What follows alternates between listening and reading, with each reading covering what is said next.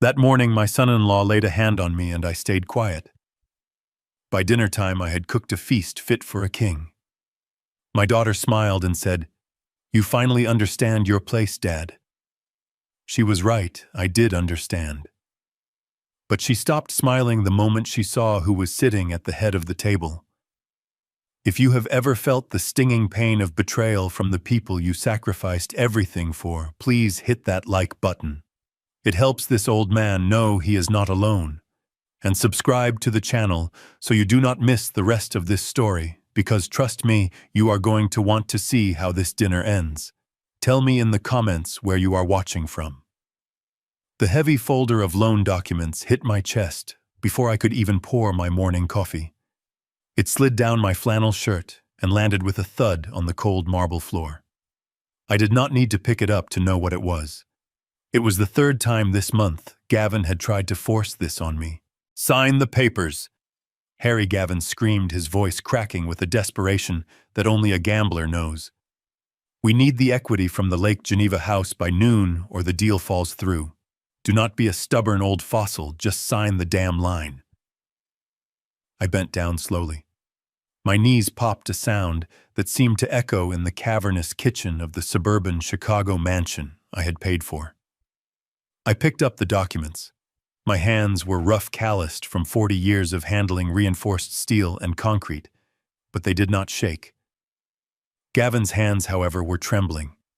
He was 35 years old, a so-called venture capitalist who wore three-piece suits to sit in front of a computer screen and lose money. I looked at the papers. It was a second mortgage application for the vacation home in Wisconsin. The interest rate was predatory, 7.5%. It was financial suicide. I looked up at him. He was sweating even though the central air conditioning was set to a brisk 68 degrees. "No, Gavin," I said, my voice low and steady. "I told you last week and I am telling you now. The answer is no. This structure cannot support any more weight. You are already over-leveraged." I spoke like the structural engineer I used to be. I spent my life calculating loads and stresses, ensuring that skyscrapers in downtown Chicago did not collapse under their own weight. I knew a failing structure when I saw one, and Gavin Cross was a building on the verge of implosion. "You do not get to tell me about leverage, you old parasite," Gavin spat back, stepping into my personal space. "You live under my roof. You eat my food. You exist because I allow it." I almost laughed. His roof. I bought this house 5 years ago when Emily said they needed more space for a family they never started. I paid cash, but I let them put their names on the mailbox because I wanted my daughter to feel proud. I wanted her to feel secure. Now that security was being used as a weapon against me. "I am not signing, Gavin," I said, placing the folder on the granite island. "And I am not a parasite. I pay for the groceries. I pay the utilities. And I mow the lawn that you are too important to touch." That was the moment the dam broke. I saw it in his eyes first. A flash of pure, unadulterated rage. He was not used to being told no.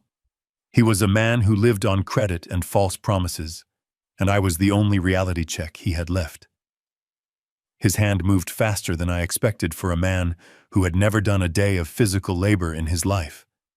The back of his hand connected hard with my right cheek. The sound was sickeningly loud in the quiet kitchen. It sounded like a dry branch snapping in winter. The force of it knocked my head to the side. My glasses, the wire-rimmed aviators I had worn since I was supervising the concrete pours at the Willis Tower, flew off my face. They skittered across the marble floor and hit the base of the refrigerator with a crunch. I stood there frozen. My cheek burned like I had been touched by a welding torch. But I did not fall. I did not cry out. I just stood there tasting the copper tang of blood from where my tooth had cut the inside of my lip. I slowly turned my head back to look at him. Gavin was breathing heavily, his hand still raised slightly, as if he was surprised by his own violence. But there was no regret in his eyes, only a dare. He was waiting for me to crumble. He was waiting for the old man to cry and beg for forgiveness, but I was not looking at Gavin. I was looking at him. Emily, my daughter, my only child, was standing in the doorway leading to the dining room. She was dressed in her power suit, ready for her job as a human resources director. She had seen everything. She had seen her husband strike her 72-year-old father. I waited. I waited for her to scream.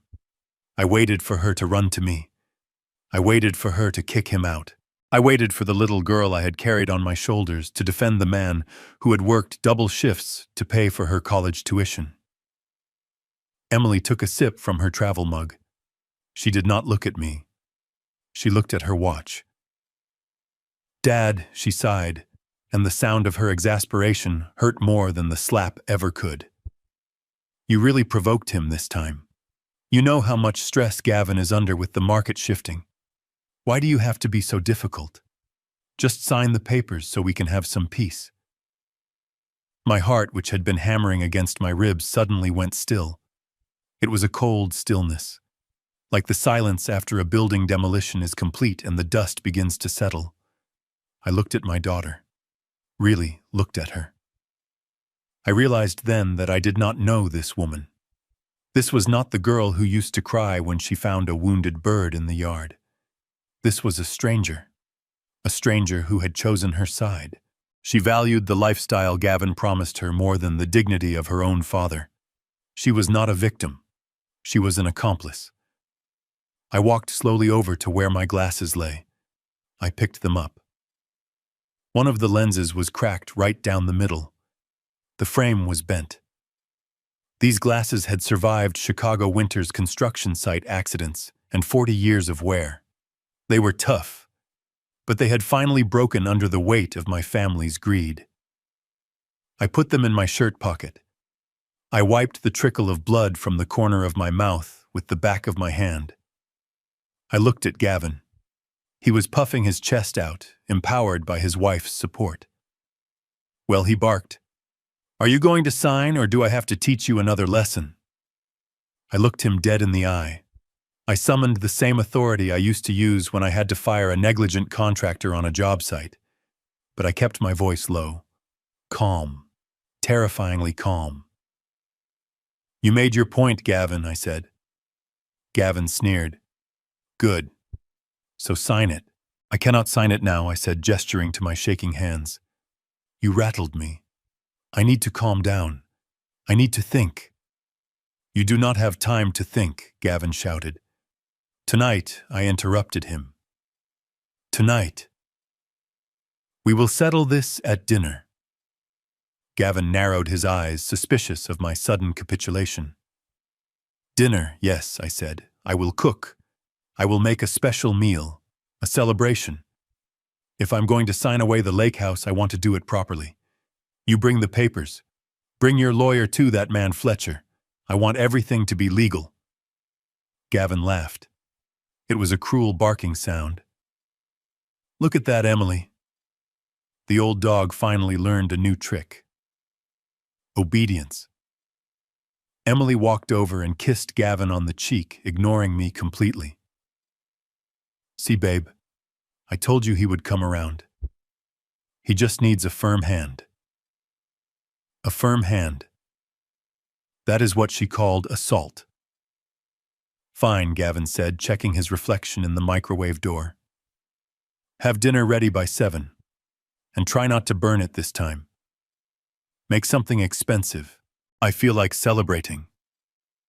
They grabbed their briefcases and walked out the door without looking back. I heard the garage door open and the roar of Gavin's leased Porsche as they sped away to their important lives, leaving the old man behind to lick his wounds. I stood in the silence of the kitchen for a long time. I touched my cheek. It was throbbing. It would bruise by evening. Good. I wanted the bruise. I wanted them to see it. They thought I was defeated. They thought I was a senile old man who had finally been broken by fear. They saw a cracked lens and a bleeding lip. They did not know that they had just cracked the foundation of their entire world. I am a structural engineer. I know that when a load-bearing wall is compromised, you do not patch it with tape. You condemn the building, and you bring it down. I walked to the basement door. My legs felt stronger with every step. I was not going to the basement to hide. I was going to my old office. The one place in the house they never entered because it smelled of old paper and blueprints. Inside that office was a floor safe hidden under a rug. Emily thought it only contained my life insurance policy and her mother's old jewelry. She was wrong. I knelt down and spun the dial. Left, right, left. The heavy steel door clicked open. Inside was a stack of files I had been compiling for 6 months. Bank statements, emails I had recovered from the trash, and a burner phone I had bought with cash at a convenience store 3 towns over. I picked up the phone. I dialed a number I had memorized a lifetime ago. It rang twice. "Preston," I said when the deep voice answered. "It is Harry. It is time." There was a pause on the other end. "Are you sure, Harry? Once we start this, there is no going back." I touched my bruised cheek again. "I am sure," I said. "Bring Sterling. Bring the whole team. Come at 7 o'clock. The table is set." I hung up the phone and sat back in my old leather chair. I looked at the cracked lens of my glasses in my hand. Gavin wanted a celebration. He wanted something expensive. I would give him exactly what he asked for. I was going to serve him the most expensive meal of his life. I stood up and grabbed my car keys. I had to go to the market. I needed Wagyu beef. I needed vintage wine. And I needed to make sure my knife was sharp. Very sharp. Because tonight I was not just cooking dinner. I was carving out justice. The heavy oak door slammed shut, and the reverberation shook the picture frames in the hallway. I stood there alone in the foyer, listening to the silence that rushed in to fill the space they had left. The engine of Gavin's Porsche roared to life outside, aggressive and loud, before fading down the street. They were gone. They had left me bleeding in the kitchen of the house I bought, driving to jobs I had helped them secure, living a life built entirely on my shoulders. I walked over to the window and watched the car disappear around the bend. My hand went up to my cheek again. The skin was hot to the touch, and I could feel the swelling beginning to rise. A normal man would have gone to the freezer. A normal man would have grabbed a bag of frozen peas or a towel with ice to soothe the inflammation. But I was not feeling like a normal man today. I did not go to the freezer. I wanted the pain. I wanted the throbbing heat in my face to remind me exactly what had happened. I wanted the bruise to turn purple and ugly by this evening. I wanted it to be the first thing Gavin saw when he walked back through that door. It was not just an injury. It was evidence. It was the final crack in the structural integrity of this family. Emily, my little girl. The image of her standing there checking her watch while her husband assaulted me burned in my mind, hotter than the slap. That was the true betrayal. A slap is physical. It heals.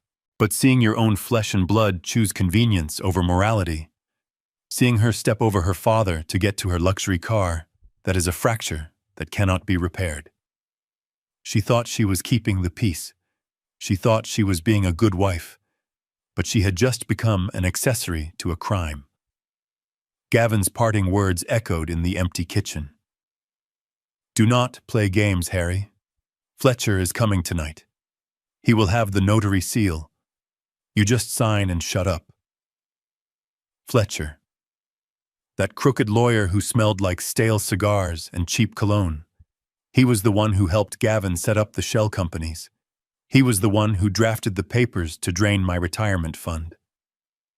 Gavin thought bringing Fletcher was a power move. He thought he was bringing a shark to eat a minnow. He did not know he was bringing the bait. I turned away from the window and headed towards the basement stairs. The upper floors of this house belonged to them. The marble, the skylights, the modern art that cost more than a year of college tuition, that was their world. A world of surfaces and appearances. My world was downstairs. I descended the wooden steps. The air down here was cooler, smelling of dry concrete and old paper. This was where I kept my life. Not the life they saw the old man watching TV in the corner, but my real life, my history. I walked into my office. It was a small room unfinished with exposed beams and a concrete floor. They hated this room. They called it the dungeon. They never came down here. That was their mistake. Arrogance always creates blind spots. I sat down at my heavy steel desk. It was an old drafting table I had saved from a demolition site in the 90s. I ran my hand over the smooth metal surface. Underneath the desk, beneath a worn-out Persian rug that Patrice had bought 40 years ago, was a floor safe. I pulled back the rug. The safe was old solid steel encased directly into the foundation. I had poured the concrete around it myself. When I told Gavin about it years ago, I said it just held some old insurance policies and sentimental junk. He had laughed and never asked about it again. He was too busy looking for quick digital transfers to care about a mechanical lock. I spun the dial. The tumblers clicked into place with a satisfying mechanical precision. The heavy door swung open. I reached inside. There were no insurance policies. Instead, I pulled out a thick stack of documents. These were the blueprints of Gavin's destruction. I laid them out on the desk. There was the forensic accounting report I had commissioned 3 months ago. It traced every single dollar Gavin had siphoned from the family accounts. There was the copy of the forged withdrawal slip from my 401k. He had practiced my signature. It was a good forgery, but not perfect. He missed the loop on the letter B in Blackwood. I always looped it twice. He only did it once. And there was the most damning piece of all. A printed email thread between Gavin and a group of short sellers. He was leaking false information about structural defects in the Sterling Tower, a building I had consulted on 20 years ago. He was trying to drive the stock price of the Sterling Corporation down so he could bet against it and make a fortune. He was willing to destroy my professional reputation, my legacy as an engineer, just to cover his gambling debts. I looked at the papers. This was not just a family dispute anymore. This was federal fraud. This was market manipulation. This was a felony. I reached back into the safe and pulled out a rolled-up tube of paper. I unrolled it on the desk, weighing down the corners with a stapler and a hole punch. It was the original structural schematic of the house we were standing in. I looked at the load-bearing walls. I looked at the foundation points. Gavin thought he was the master of this house, but I knew exactly where the weak points were. I knew exactly where to place the charges to bring the whole thing down in a controlled demolition. Finally, I reached into the back of the safe and pulled out a small, cheap flip phone. A burner. I had bought it with cash at a gas station 2 towns over. Gavin monitored the landline. He monitored the family cell plan. He thought he was smart. He thought he had cut off my lines of communication. I powered on the phone. The battery was full. I dialed a number I had not called in 6 months. It rang once, twice. A deep, gravelly voice answered on the 3rd ring. "This line is for emergencies only." "Hello, Preston," I said. My voice was calm, almost conversational. There was a pause on the other end. Then the tone of the voice changed. It softened, but retained its steel edge. "Harry, I have been waiting for this call. Is it done?" "It is done," I said. I looked at the bruise forming in the reflection of the dark basement window. "He crossed the line today, Preston. He got physical.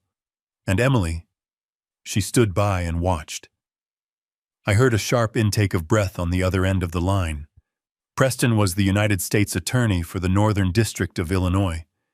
But before that, he was just a kid from the neighborhood who I had kept out of trouble. I had paid for his first suit when he passed the bar exam. He called me Uncle Harry when we were alone.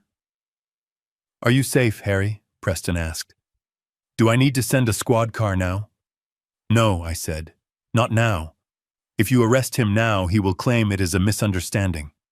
He will claim I am a senile old man who got confused. We need him to commit to the lie. We need him to feel safe.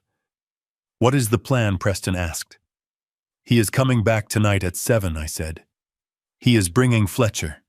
They are going to try to force me to sign a second mortgage on the Lake Geneva property. They think I am broken. They think I'm going to sign everything over.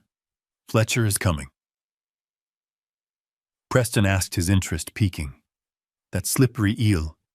We have been trying to pin something on Fletcher for years. If he is there facilitating a fraudulent loan, Harry, that is conspiracy. Exactly, I said. That is why we wait. I am cooking dinner. I am making it a celebration. I want them relaxed. I want them arrogant.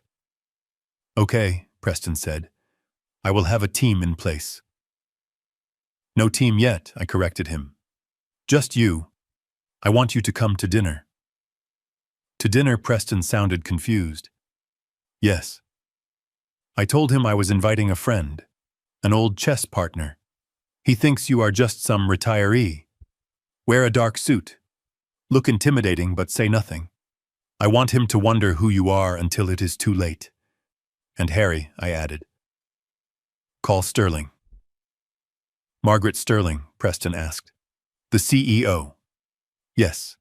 Tell her to come too. Tell her the man who is trying to tank her stock is going to be serving roast beef at 7 o'clock. Tell her I have the proof she needs to save her company and bury Gavin Cross. There was a long silence on the line. Then I heard a low chuckle, a dark, satisfied sound.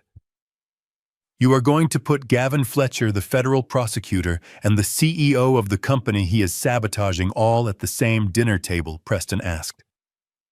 That is the plan, I said. Harry, that is not a dinner party. That is an execution.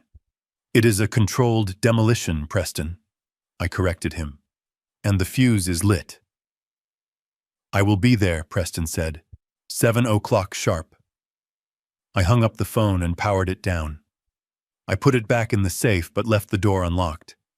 I would need those documents soon. I sat there for a moment in the quiet of the basement. My cheek throbbed, pulsing in time with my heartbeat. I touched the rough concrete wall of the foundation. Gavin thought I was weak because I was old. He thought I was stupid because I worked with my hands. He forgot that before you can build a skyscraper, you have to dig a hole. You have to get down in the dirt and understand the pressure. I stood up. I had work to do. I had to go to the market. I had to buy the wine. I had to select the meat. I walked up the stairs, leaving the darkness behind. The game had changed. They were playing checkers, moving pieces around, trying to steal a little money here and there. I was playing structural engineering, and I was about to pull the pin on the whole foundation. I climbed the carpeted stairs to the second floor, leaving the safety of my concrete basement behind. The air up here felt thinner, artificially chilled by the central air conditioning that ran 24 hours a day. This was Gavin's territory. The hallway was lined with black and white artistic photos of cityscapes that Gavin had bought at a gallery for thousands of dollars. He liked the aesthetic of the city, but he knew nothing about the steel bones that held it up. I walked down the hall to the double doors of his home office. He called it his command center.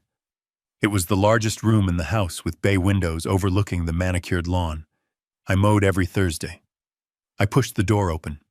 The room smelled of cedar and the expensive leather polish the cleaning lady used on his chair. It was messy.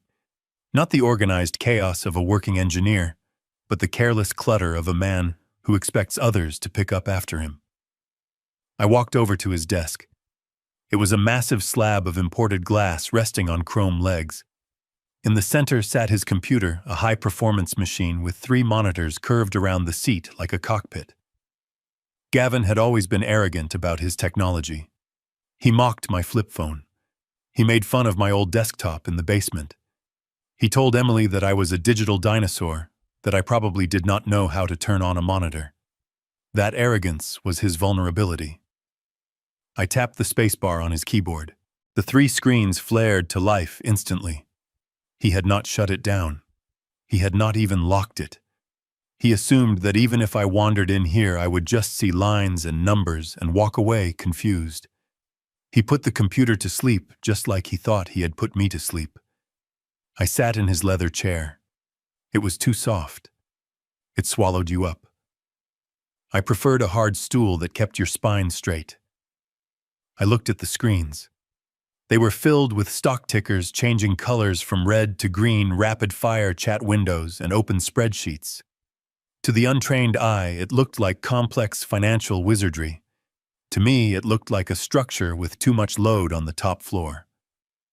My eyes scanned the desk. A yellow sticky note was plastered to the bottom of the center monitor. It had a string of characters written in Gavin's jagged handwriting. Geneva House 75. It was the password for his banking portal. He was lazy. A good engineer memorizes his safety protocols. A lazy man writes them on a post-it note. I did not need to log in yet. I needed to see what he had been doing before he left to assault me in the kitchen. I looked to the left of the desk. A wire mesh trash can sat there, overflowing with crumpled paper. Gavin liked to print things out to read them. He said he liked the feel of paper when he was making big moves.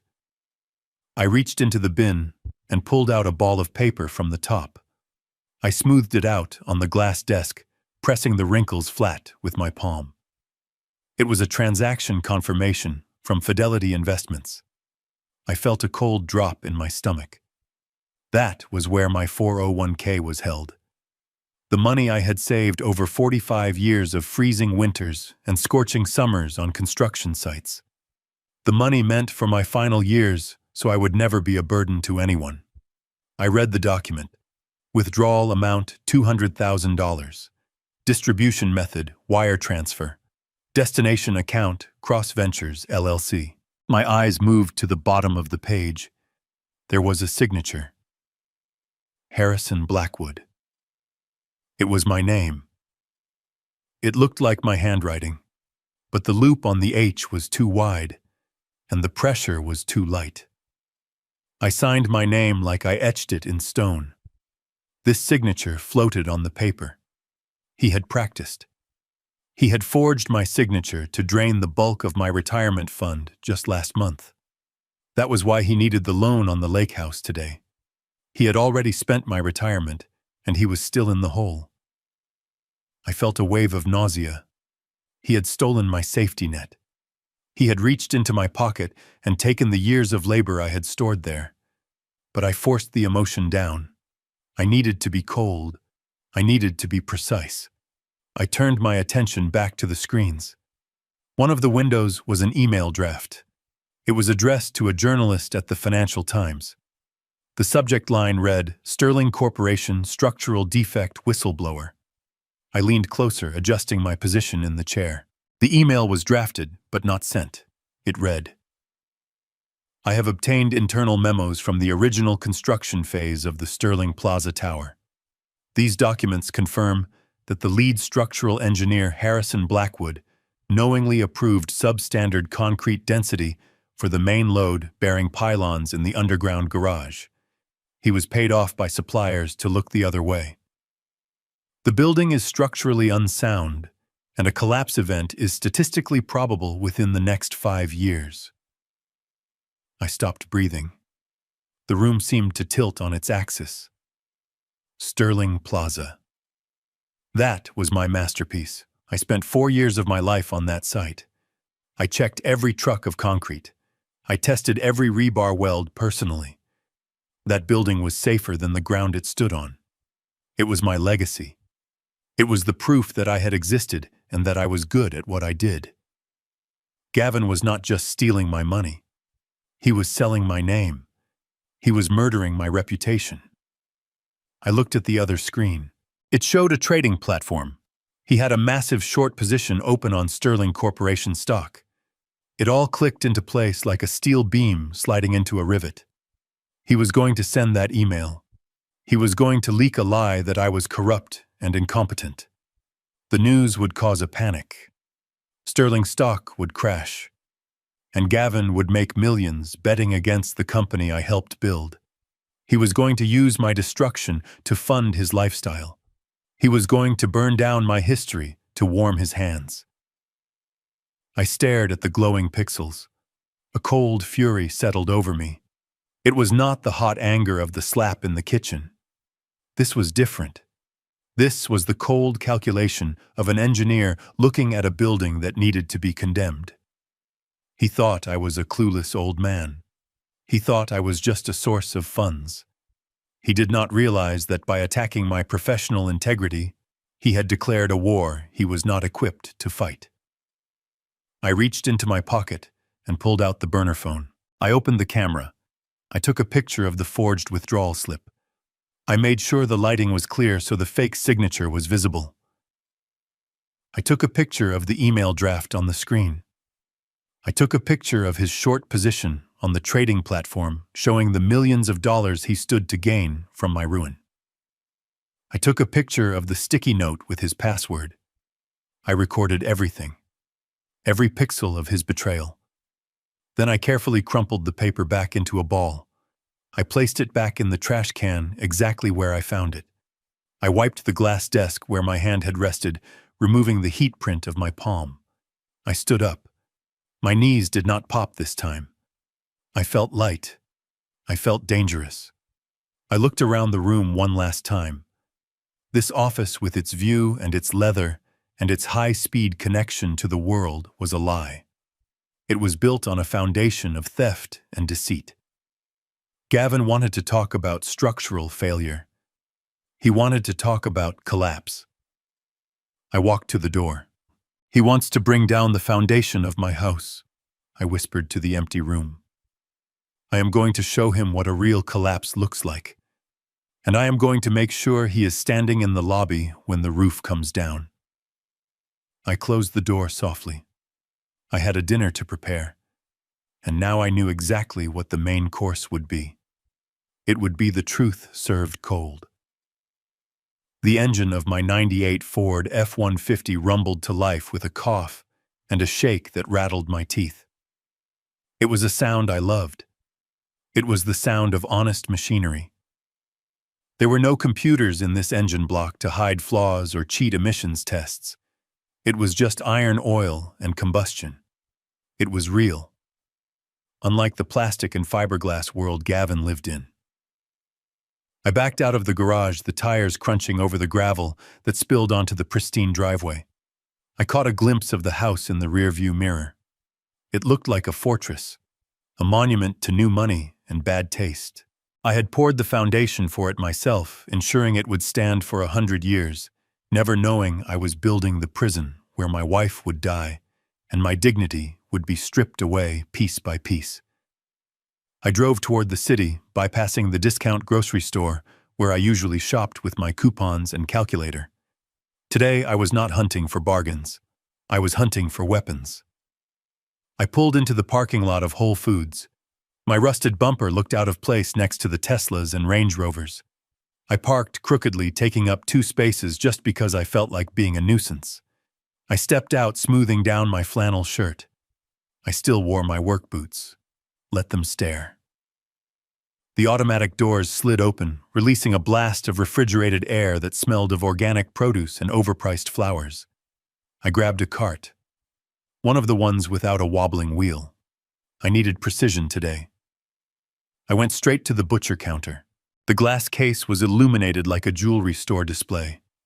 Inside, resting on beds of crushed ice, were cuts of meat that cost more than my first car. I pointed a calloused finger at the center display. That one, I told the butcher, a young man with a waxed mustache who looked like he had never held a hammer in his life. The Wagyu A5. He looked at me, scanning my worn clothes and the bruise blooming on my cheek. "Sir," he said, his voice dripping with polite condescension. "That is $150 a pound. We have some very nice chuck roast on sale if you are looking for a stew." I looked at him. I did not blink. I did not ask for chuck roast, son. I asked for the Wagyu. I want 4 pounds, thick cut, and trim the fat but leave enough for the sear. He swallowed hard, nodded, and reached into the case. As he weighed the meat, my mind drifted back 6 months. To a Tuesday. The day I asked Gavin for money to buy Martha her pain medication. The insurance had capped out, and she was hurting. She was hurting so bad she could not sleep. The good medicine, the brand name that actually worked without making her nauseous, cost $400. Gavin had stood in the kitchen checking his reflection in his $20,000 Rolex. $400, Harry, he had scoffed. That is ridiculous. Just get the generic stuff. It is the same chemical compound. She won't know the difference. We are tight this month. I have to pay the membership fees at the country club. He bought a watch that cost as much as a car, but he would not pay for my wife to have a painless night. I bought the generic, and I held her hand while she vomited from the side effects until dawn. I watched the butcher wrap the Wagyu. 4 pounds. $600. I will take it, I said. I threw the package into the cart. It landed with a heavy thud. Next was the produce section. I needed mushrooms, but not just any mushrooms. I walked to the specialty case where they kept the truffles. Black winter truffles imported from France. They looked like lumps of coal, but they smelled like earth and musk. I picked up a jar, $80 an ounce. Gavin loved to talk about refinement. He loved to talk about the finer things. He had once thrown a fit because the cleaning lady used the wrong polish on his Italian leather shoes. If you want to be treated like a king, Gavin, I whispered to the jar in my hand, I am going to feed you like one, right before the guillotine drops. I put 3 jars in the cart.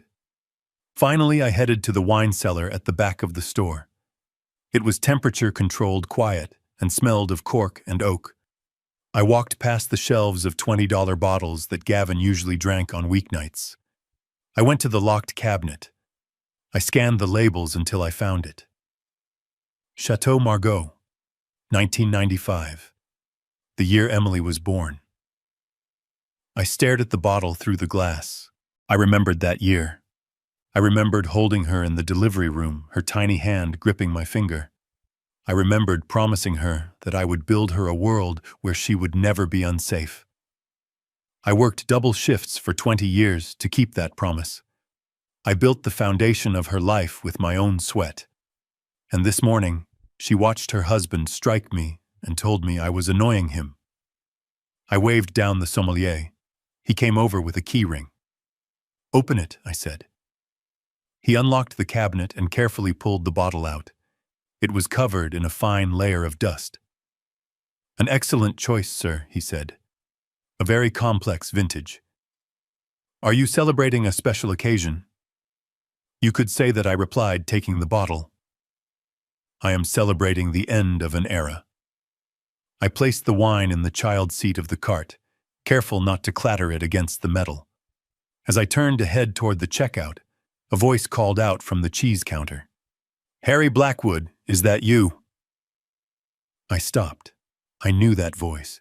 It was deep, raspy, the voice of a man who had smoked too many cigarettes on high-rise scaffolding. I turned around. Standing there holding a wedge of aged cheddar was Tom Miller. We had worked together on the Millennium Park project back in the early 2000s. He was a site foreman, a good man who knew how to read a blueprint better than most architects. "Tom," I said, forcing a smile, "it has been a long time." He walked over, his eyes widening as he saw the bruise on my face. "Jesus, Harry, what happened? You run into a steel beam." "Something like that," I said, touching my cheek. "Just a little household accident." Tom looked skeptical, but he knew the code. You do not push a man about his scars unless he offers the story. He looked into my cart instead. Wagyu beef, Chateau Margaux, truffles. Hell, Harry, did you hit the lottery, or did you finally decide to sell that patent? I stiffened. The patent. Years ago, I had developed a specific type of joint coupling for high-stress seismic zones. It was a niche invention, something only a structural engineer would understand, but it was revolutionary. It allowed skyscrapers to sway 3% more without compromising the core integrity. I had patented it, then sat on it. I never sold it because I wanted to refine it. I wanted it to be perfect. Gavin knew I had some old drawings, but he had no idea what they were worth. He thought intellectual property was something you bought, not something you built in a garage.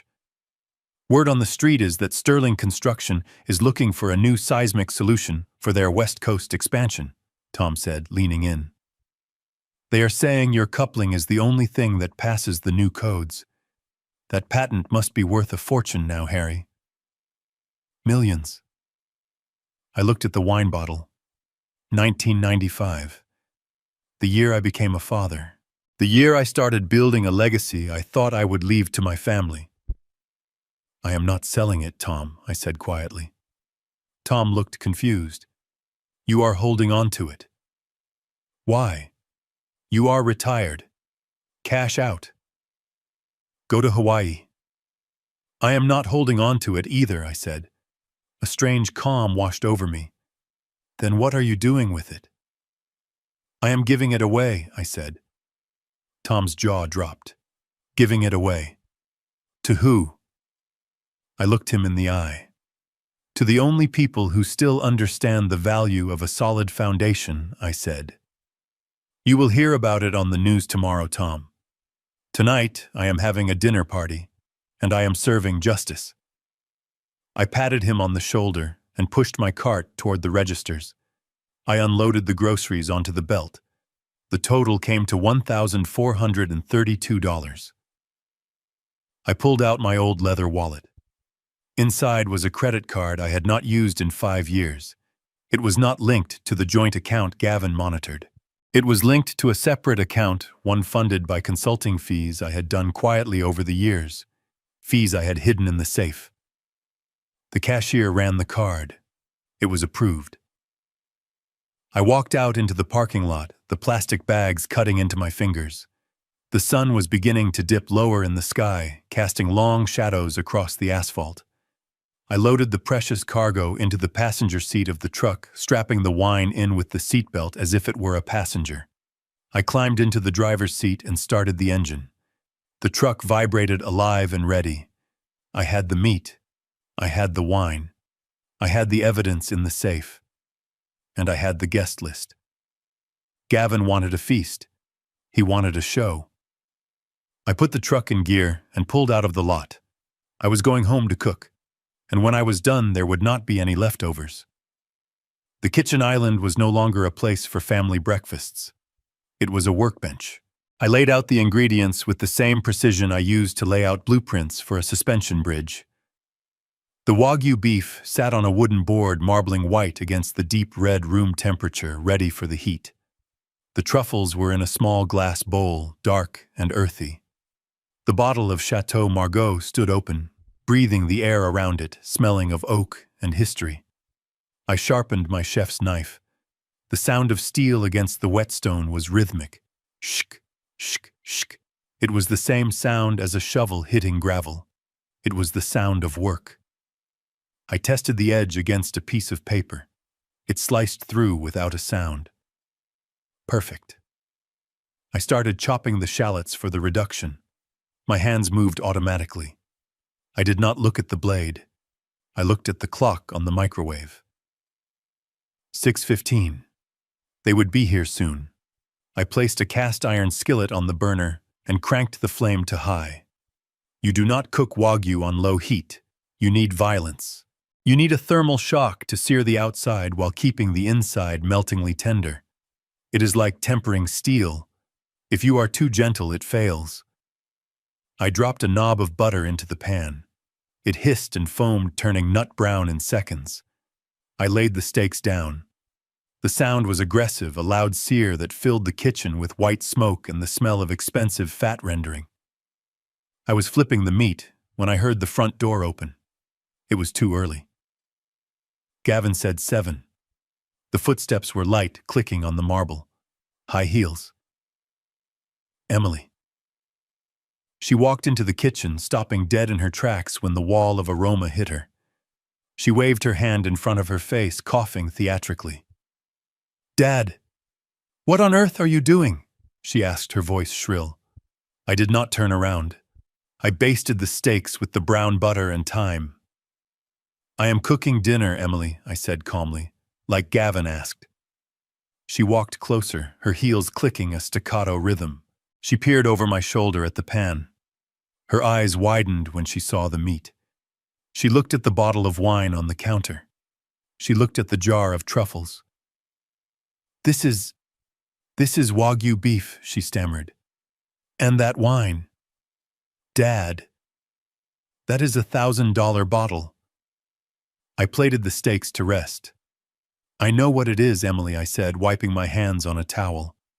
She stepped back, her face twisting into a mask of suspicion. Where did you get the money for this? She demanded.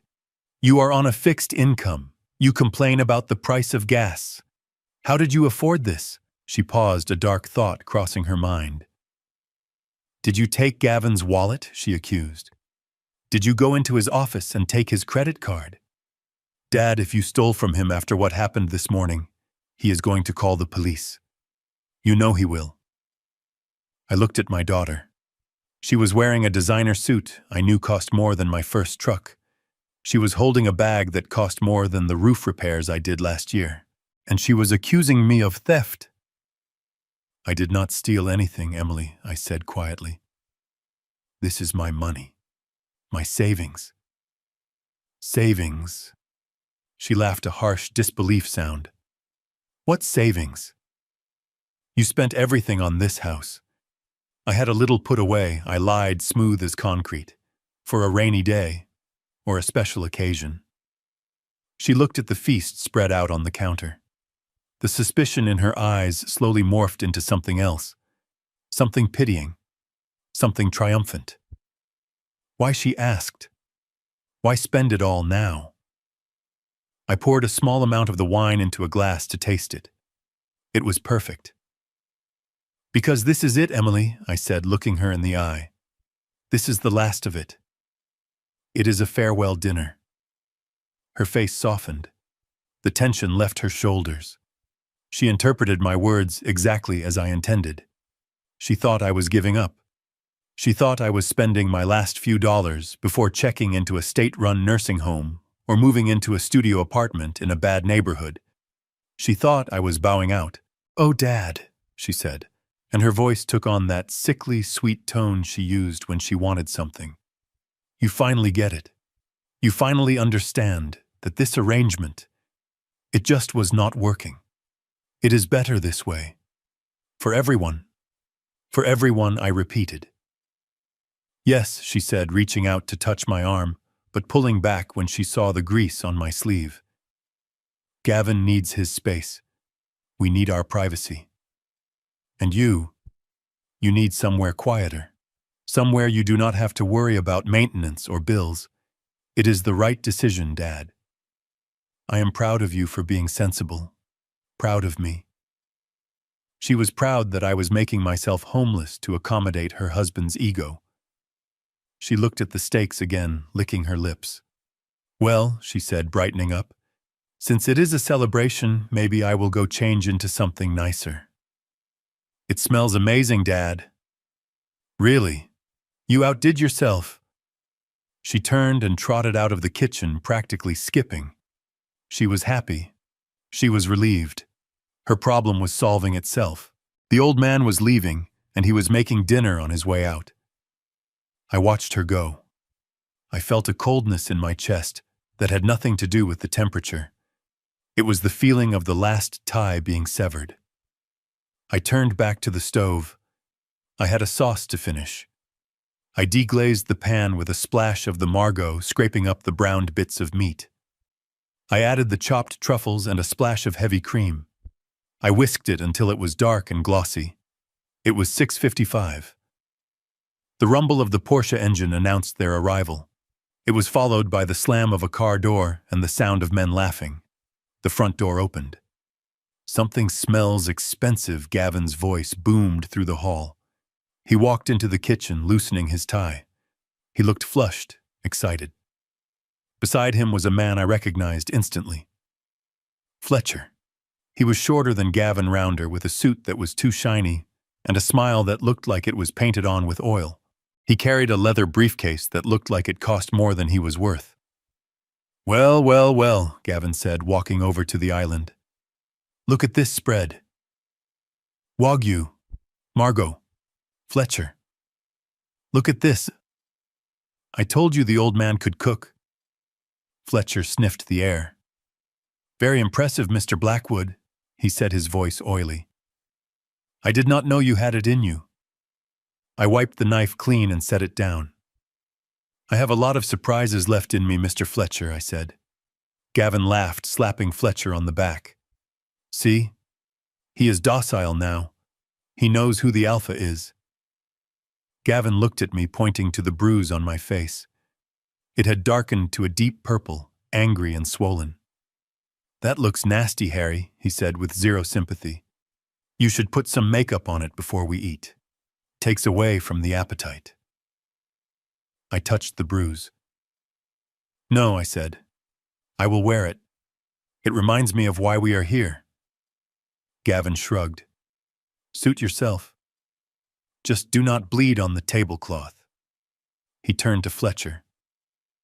Pour yourself a drink, Fletcher. The old man will serve us in a minute. We will eat. He will sign the papers, and then we can get back to business. Fletcher rubbed his hands together. Excellent. I have the notary seal ready.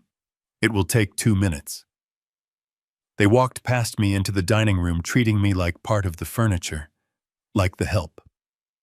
I looked at the clock. 7:00. Right on cue, the doorbell rang. Gavin stopped mid-stride. He turned back to look at me, his brow furrowed. Who is that? He asked sharply. I did not order anything. I picked up the platter of meat. The smell was intoxicating. I invited a couple of guests, I said calmly. Guests? Gavin's face reddened. I told you this was a private meeting, Harry. I do not want your drinking buddies from the Union Hall eating my food. They are not from the Union Hall, I said, walking past him toward the door. And it is not your food, Gavin. It is mine. I set the platter down on the dining table next to the silver candlesticks Emily had bought for Christmas. Get rid of them, Gavin hissed. Now. I ignored him. I walked to the front door. I unlocked the deadbolt. I opened the door wide. Standing on the porch, bathed in the soft yellow light of the entryway, were 2 people. On the left was a man in a black wool coat. He was tall, broad-shouldered, with silver hair, and a face carved from granite. He carried himself with the quiet, terrifying authority of the federal government. Preston. On the right was a woman. She was elegant, sharp, wearing a tailored suit that commanded respect. Her eyes were intelligent and piercing. She looked like she could buy and sell Gavin 10 times over before breakfast. Margaret Sterling, the CEO of Sterling Construction. Gavin came up behind me, ready to shout at whoever was disturbing his evening. What is the meaning of... His voice died in his throat. He recognized Margaret Sterling instantly. He had been obsessing over her company for months, trying to destroy it. Seeing her standing on his porch was like seeing a ghost. But he did not know Preston. He just saw a big man in a dark suit. Harry said, stepping aside, "Come in. Dinner is served." The air in the foyer seemed to drop 10 degrees the moment Margaret Sterling stepped across the threshold. She brought the chill of the Chicago evening in with her, clinging to her cashmere coat like a second skin. Gavin stood frozen near the dining room archway, his mouth slightly open, looking like a fish pulled suddenly from the water and thrown onto the dock. His eyes darted from Margaret to me and then back to her, searching for some logical explanation that would make sense of this impossibility. In his world, the world of spreadsheets and stock tickers, Margaret Sterling was just a name, a symbol, a target to be taken down. She was not supposed to be a flesh and blood woman standing in his hallway. She was certainly not supposed to be wiping her feet on his welcome mat. Margaret looked at him. Her gaze was not angry. It was surgical. She looked at him the way a demolition expert looks at a condemned building, searching for the structural weaknesses. Then she smiled. It was a terrifyingly polite smile. "Good evening," she said, her voice smooth and cultured. You must be Gavin. Harry has told me so much about you. Gavin made a sound that was half choke, half squeak. He tried to compose himself. He smoothed his tie with a trembling hand. He took a step forward, his instincts as a social climber kicking in even through his panic. Ms. Sterling, he stammered. I did not know. I mean, it is an honor. A true honor. I follow your work closely. Very closely. I watched him struggle. He was terrified. He was wondering if she knew. He was wondering if she had seen the short positions, the forum posts, the lies he was spreading about her life's work. But arrogance is a powerful blinder. I could see the wheels turning in his head. He was convincing himself that this was a coincidence. He was telling himself that the old man just happened to know a rich woman, that I was too stupid to understand the connection. And who is this? Gavin asked, turning his attention to the large man looming behind her. He seemed relieved to look away from Margaret. Preston stepped into the light. He did not smile. He did not offer his hand. He just stood there, a monolith in a dark suit. Preston, he said. His voice was a deep rumble that seemed to vibrate in the floorboards. Just a friend of Harry's. Harry walked past them, playing the role of the gracious host to perfection. Please let me take your coats, I said, reaching out. Margaret slipped out of her coat, revealing a charcoal gray suit that probably cost more than Gavin's car. Preston kept his on for a moment longer, staring at Gavin, letting the silence stretch until it was uncomfortable before finally shrugging it off. Emily came clicking down the stairs then. She had changed into a silk dress, something elegant and expensive, ready for her victory dinner. She stopped halfway down when she saw the crowd in the hall. Who are these people? She asked, her voice sharp. Gavin. I thought you said it was just Fletcher. Gavin rushed to the bottom of the stairs, grabbing her arm a little too tightly. Emily, honey, come down, he hissed, his voice pitched high with stress. We have guests, important guests. This is Margaret Sterling, the CEO of Sterling Construction. Emily's eyes went wide. She knew the name. Everyone in Chicago knew the name, but she also knew it was the name Gavin cursed at his computer screen every night. She looked at me, confusion clouding her face. Dad, she asked, how do you know Margaret Sterling? I hung the coats in the closet, taking my time to arrange them neatly on the hangers. I turned back to them, clasping my hands behind my back. Margaret was one of my best students, I said simply. Back when I was teaching advanced structural theory at the Institute. She was the only one who could calculate wind shear loads in her head. Margaret nodded at Emily. Your father taught me everything I know about keeping a building standing when the world tries to knock it down, she said. He is a legend in the industry, Mrs. Cross. I assumed you knew. Emily blinked. She looked at me as if I had suddenly started speaking Greek. To her, I was just the guy who fixed the leaky faucets and paid for the groceries. She had never asked about my career. She had never asked about the buildings I raised. And Preston? I continued, gesturing to the large man who was currently inspecting the crown molding with a critical eye. Preston is my chess partner. We play on Tuesdays. He hates to lose. Preston turned his gaze to Emily. It is true, he said. Harry is always 3 moves ahead. It is infuriating, but it keeps me sharp for my day job. And what do you do, Mr. Preston? Emily asked, trying to regain her social footing. I work for the government, Preston said vaguely. Legal department. Fletcher, who had been hovering by the dining room table guarding his briefcase like a sentinel, finally stepped forward. He smelled money in the room, and like a moth to a flame, he could not resist. A pleasure, he said, extending a sweaty hand. Arthur Fletcher, attorney at law. I handle all of Gavin's business affairs. Preston looked at Fletcher's hand but did not take it. Fletcher, he said, tasting the name. I believe I have seen your name on some paperwork recently. Interesting filings. Fletcher paled slightly, but kept his smile plastered on. "Oh, really? Well, I have a very active practice." "Shall we eat?" I interrupted before the tension could snap the cable. "The meat is resting. It is at the perfect temperature." I ushered them into the dining room. It was a formal room with high ceilings and a long mahogany table that seated 10.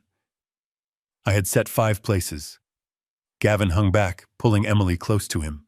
I pretended to adjust the centerpiece, but I was listening. I knew the acoustics of this house perfectly. The archway amplified whispers. "What is she doing here?" Gavin hissed, his face inches from Emily's ear. "Did you know about this?" "No," Emily whispered back. "He never tells me anything." "What do we do? She is the one you are betting against, Gavin. If she finds out..." "She won't find out." Gavin snapped, though his voice trembled. "She is just here for dinner. The old man probably doesn't even know what I am doing. He just invited his old friends to show off. Look at him. He is oblivious." He looked over at me. I was pouring water into crystal goblets, humming a little tune, looking for all the world, like a happy, senile grandfather. "We just need to get through dinner," Gavin whispered, urgency lacing every word. "Let them eat. Keep the conversation light. As soon as the last bite is gone, you claim a headache. We kick them out. Then I make him sign the papers." "But what if she stays?" Emily asked. "She won't," Gavin said. "I will make sure of it. Just smile. Pour the wine. And for God's sake, do not mention the stock market." He straightened his jacket, pasted a fake smile on his face, and walked into the dining room. "Please sit anywhere," he said, his voice booming with false conviviality. "Ms. Sterling, please take the seat to my right. I would love to hear your thoughts on the current zoning laws in the Loop." Margaret looked at the seat. Then she looked at me. "I think I will sit next to Harry," she said, walking to the other end of the table. "If you don't mind." Gavin's smile twitched. "Of course. Of course." "Harry, sit down. Stop hovering." I took my seat at the foot of the table. Preston sat on my left, Margaret on my right. Gavin and Emily were at the head, with Fletcher sandwiched awkwardly in the middle. It looked like a tribunal. Gavin poured the wine. The 1995 Chateau Margaux glugged into the glasses, a deep, rich ruby color. "To old friends," Gavin said, raising his glass, his hand shaking just enough to make the wine ripple. "And new opportunities." Preston did not raise his glass. Neither did Margaret. I raised mine. "To clarity," I said, "and to the structural integrity of the truth." We drank. The wine was magnificent. It tasted of berries and earth and time. It tasted like the calm before the storm. Gavin set his glass down quickly. "So Harry tells us you are here to witness the signing," he said, trying to take control of the narrative. "It is just a formality, really. A little family business restructuring. Nothing fascinating for people of your stature, I am sure." "Actually," Preston said, his voice cutting through the room like a jackhammer, "I find family business fascinating. You never know what you are going to find when you start peeling back the layers." Gavin laughed nervously. "Well, we are a very boring family, I am afraid. Just hard work and investments." "Investments," Margaret said. She picked up her fork, inspecting the tines. "I hear you have a very aggressive strategy, Mr. Cross." Gavin choked on his wine. He coughed, his face turning red. Emily patted his back, looking alarmed. I like to take risks," he wheezed. "We noticed," Preston said. I stood up. "I will get the meat," I said. I walked back into the kitchen. My heart was beating slow and strong. The trap was set. The rats were in the cage. I picked up the heavy silver platter. The Wagyu beef sizzled softly. I arranged the silver cloche over it, hiding the meat from view. But I had another platter prepared. One hidden in the pantry. A second silver platter, identical to the first. I looked at it. Underneath that silver dome was not meat. It was the stack of papers from the safe, the photos of the computer screen, the forensic accounting, the recordings. I took a deep breath. I picked up the first platter, the one with the beef. First we feed them, I whispered to myself. Then we finish them. I walked back into the dining room, the silver platter held high. Dinner is served, I announced. Gavin looked at me with contempt. Just put it down, Harry. Let's get this over with. I placed the platter in the center of the table. Enjoy it, Gavin, I thought. It is the last meal you will ever eat as a free man. I moved around the table with the bottle wrapped in a white linen napkin. The cork had come out with a soft sigh, the sound of a well-kept secret finally being released. I poured a measure into Margaret's glass first. The deep ruby liquid swirled against the crystal, catching the light from the chandelier. She nodded her thanks, her eyes lingering on the label. She knew exactly what this bottle was. She knew that 1995 was a year of struggle and triumph in the vineyards of Bordeaux, just as it had been in my own life. I poured for Preston next. He did not look at the wine. He kept his eyes fixed on Gavin, studying him with the detached intensity of a predator watching a wounded animal limp across a clearing. Then I moved to Fletcher. The lawyer held his glass out eagerly, his greedy fingers leaving smudges on the stem. He was already calculating the price of the wine in his head, wondering how much of my money Gavin had spent to buy it. He did not know that this bottle was paid for, with sweat equity saved from a time when I still had hope for the future. Finally, I poured for Gavin and Emily. Gavin did not even look at me. He was too busy leaning toward Margaret, invading her personal space with his cologne and his desperation. "You know, Ms. Sterling?" Gavin said, his voice loud and booming, trying to fill the room with his importance. "It is a pleasure to finally meet you. I have been analyzing your company's market movements for months. I have to say your conservative approach to the West Coast expansion, it is quaint. Charming, really. But in this market, hesitation is death." I stepped back into the shadows near the sideboard, the empty bottle in my hand. I watched the scene unfold. It was like watching a man walk blindfolded onto a construction site where the safety rails had been removed. Margaret took a slow sip of the wine. She savored it, letting the tannins settle on her tongue. She placed the glass down with a soft click. "Quaint," she repeated, testing the word. "That is an interesting choice of vocabulary, Mr. Cross. In my industry, we prefer the word deliberate. When you are pouring millions of tons of concrete, you measure twice.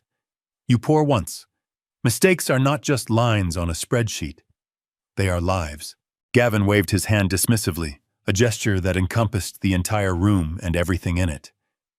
"That is the old way of thinking," he said, chuckling as if she had told a joke. "That is the brick-and-mortar mindset. But we live in the digital age now. Value is not about what you build. It is about what you can convince people you have built. It is about the narrative, the vision." He gestured toward me without looking, pointing a finger over his shoulder. "Take my father-in-law here. Harry is a good man. Salt of the earth. But he spent 40 years of his life mixing concrete and welding steel beams. He thinks hard work is the same thing as smart work. He does not understand that the real masters of the universe do not get their hands dirty. We move capital. We create value out of thin air." I felt a muscle twitch in my jaw. Mixing concrete. That is what he thought I did. He thought structural engineering was just manual labor. He did not know about the sleepless nights calculating wind shear. He did not know about the physics of load distribution. He did not know that without men like me, the glass tower he sat in would be a pile of twisted metal and shattered glass. Emily laughed nervously, taking a large gulp of wine. "Dad did work very hard, Gavin. He provided for us." Gavin patted her hand condescendingly. "Of course he did, babe. And that is adorable. But let us be honest. He was a laborer. He does not understand the complexities of the financial markets. That is why he is so afraid of this loan. He sees debt as a burden. I see it as a tool, a lever to move the world. Margaret smiled. It was not a warm smile. It was the smile of a structural inspector finding a fatal crack in a support column. A lever, she said softly. Archimedes said, "Give me a lever long enough and a fulcrum on which to place it, and I shall move the world." But you are forgetting the second part of the equation, Mr. Cross. The fulcrum, the base. If your base is weak, the lever does not move the world. It snaps, and it crushes the person holding it. Gavin frowned, confused by the metaphor. He took a drink of wine, swishing it around his mouth like he had seen people do in movies, having no idea what he was tasting. "I have a very solid base," he insisted. "My firm is on the cutting edge. We are seeing returns that would make your board of directors weep with joy. That is why I wanted to talk to you tonight. About Sterling Construction.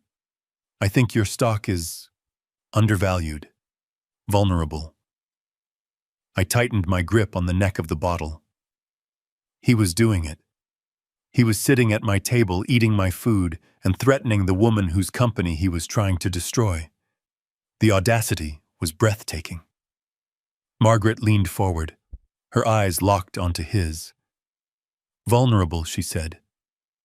"That is a dangerous word. You know, Mr. Cross, I have always believed that the most important person in any building project isn't the architect. It isn't the financier. It is the structural engineer.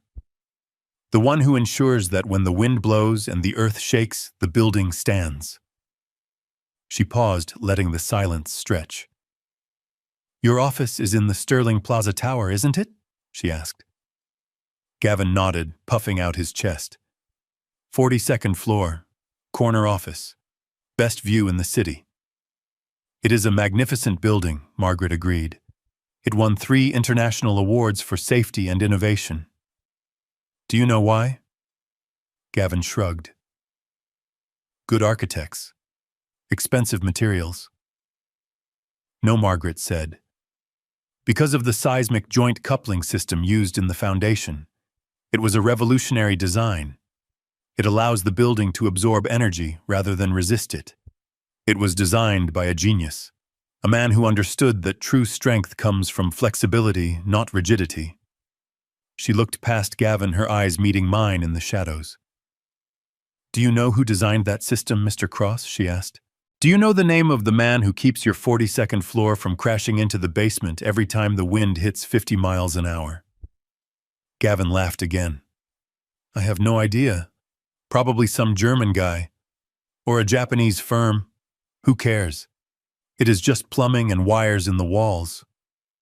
Just plumbing and wires." I stepped forward. I placed the empty bottle on the sideboard with a deliberate thud. "It was not a German guy, Gavin," I said, my voice low. "And it was not a Japanese firm." Gavin turned to look at me, annoyed at the interruption. "Harry, we are talking business here. Go get the next course. And bring the notary. I want to get this over with." Preston cleared his throat. The sound was deep, resonant, like a stone dropped into a deep well. It commanded immediate attention. Everyone turned to look at the man in the black suit, who had not spoken a word since he entered the house. Preston placed his hands on the table. They were large hands, steady and calm. He looked at Gavin with an expression of mild curiosity, as if he were examining a particularly interesting insect. "You know, Gavin," Preston said, his voice rumbling through the room. "I find your theories on leverage very interesting, especially the part about creating value out of thin air." Gavin looked at him, trying to place him. He was realizing too late that this was not just an old chess partner. "And you are a lawyer?" Gavin asked, his confidence wavering slightly. "Something like that," Preston said. "I work with numbers too. I look for patterns, anomalies. And recently a very interesting pattern crossed my desk." Gavin's smile faltered. "What kind of pattern?" "Short sales," Preston said. Massive leveraged short positions against a single company. Sterling Construction. Executed through a series of shell companies registered in the Caymans. But the interesting thing is the IP address used to execute those trades traces back to a residential address in the suburbs of Chicago. The room went deadly silent. The only sound was the hum of the refrigerator in the kitchen and the shallow breathing of my daughter. Gavin froze. His hand, which had been reaching for his wineglass, stopped in midair.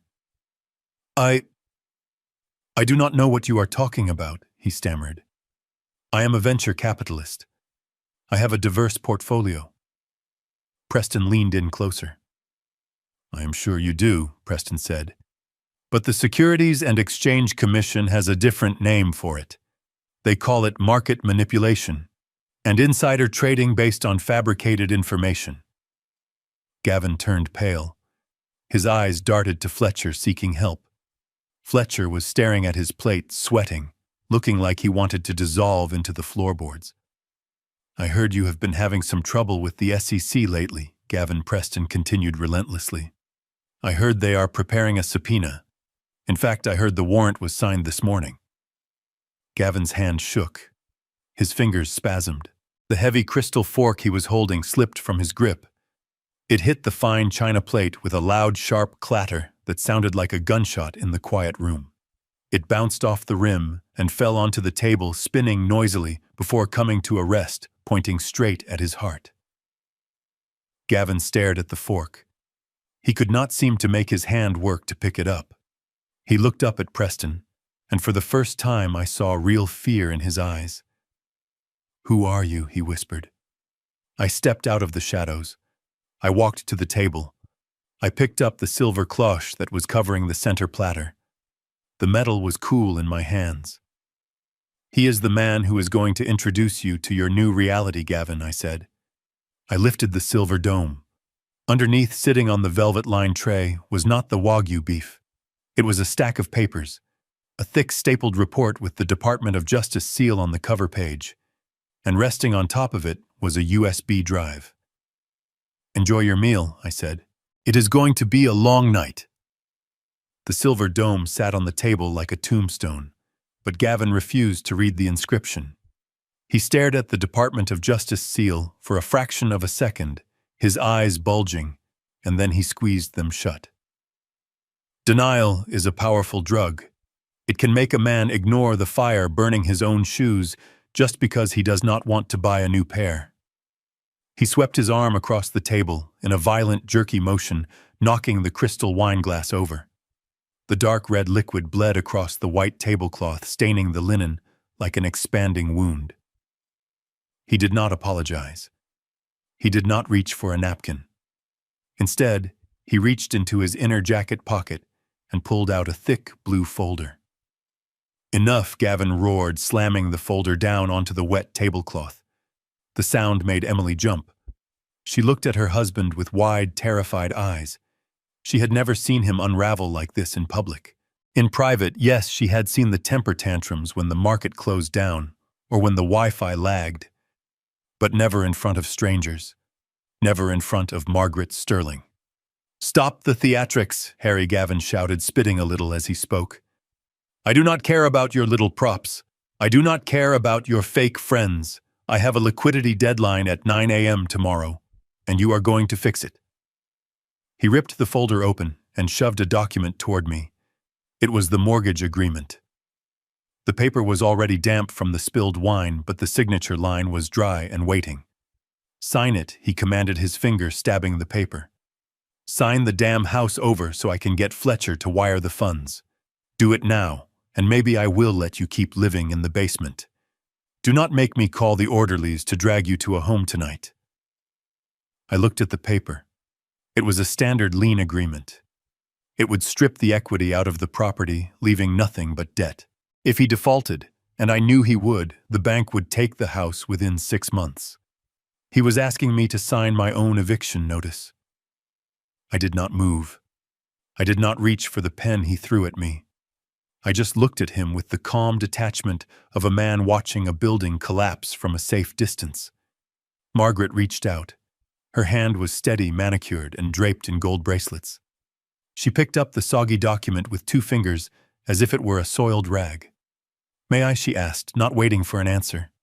She brought the paper closer to the candlelight, adjusting her reading glasses. She scanned the terms. She looked at the interest rate. She looked at the property description. Then she laughed. It was not a polite laugh. It was a genuine, amused chuckle. The sound of a professional seeing an amateur make a fatal error in calculation. Gavin glared at her. "What is so funny?" "Oh, Mr. Cross," Margaret said, placing the paper back down. "It is just that this document is worthless. It is a fairy tale." Gavin turned purple. "It is a standard lien drafted by my attorney. It is perfectly legal." "It might be drafted correctly," Margaret said, wiping her fingers on a napkin. "But the premise is flawed. You cannot mortgage this house, Gavin. You cannot leverage it. You cannot sell it." "And why is that?" Gavin sneered. "Because the old man is stubborn." "No," Margaret said, her eyes dancing with mirth. "Because you do not own it." The room went silent again. Emily set her glass down hard. "Excuse me," Emily said, her voice trembling with indignation. "Of course we own it. We have lived here for 5 years. We picked out the curtains. We renovated the master bath. My name is on the mailbox." Margaret looked at Emily with pity. "Putting your name on a mailbox does not convey title, dear," she said softly. "I had my team run a title search on this property this morning when Harry invited me. I like to know where I am eating. And according to the Cook County Recorder of Deeds, neither Gavin Cross nor Emily Cross appears anywhere on the title history." Gavin stood up his chair, scraping loudly against the floor. "That is a lie. Harry bought this house for us. It was a wedding gift. He put it in our names. He told us." He turned to me, his eyes wild. "Tell her, Harry. Tell her it is my house." I took a sip of my water. It was cool and clean. "I never said it was your house, Gavin," I said quietly. "I said it was your home. There is a difference." "What are you talking about?" Emily cried, standing up to join her husband. "You signed the papers at the closing." "Dad, you gave us the keys." "I signed the papers as the trustee," I corrected her. "Trustee." Gavin repeated the word, hanging in the air like smoke. "Yes," I said. 10 years ago, when I started seeing how you spent money, Gavin, when I saw how you leased cars you could not afford and bought suits on credit, I made a decision. I knew that if I gave this house to Emily, you would leverage it within a year. You would gamble it away." I looked at Fletcher. The lawyer was trying to make himself invisible, sinking lower in his chair. "So I created the Blackwood Trust," I continued. "A revocable living trust.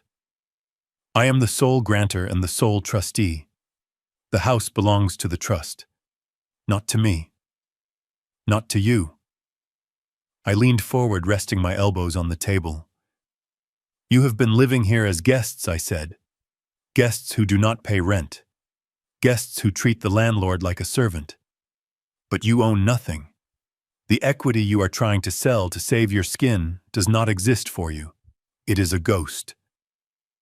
Gavin looked at Fletcher. "Is this true?" Fletcher loosened his collar. He looked like he was having trouble breathing. I did not check the title deed recently," Gavin Fletcher stammered. "I assumed, since you lived here." "You assumed," Gavin screamed. "I pay you $500 an hour to assume." He turned back to me. His face was twisted into a mask of pure hatred. He looked like a cornered rat realizing the trap had no exit. "You old bastard," he hissed. "You tricked us. You let us put money into this place. We paid for the pool. We paid for the landscaping." "You paid for nothing," I reminded him. "I paid for the pool maintenance. I paid the gardeners. You just threw parties here and pretended you were rich."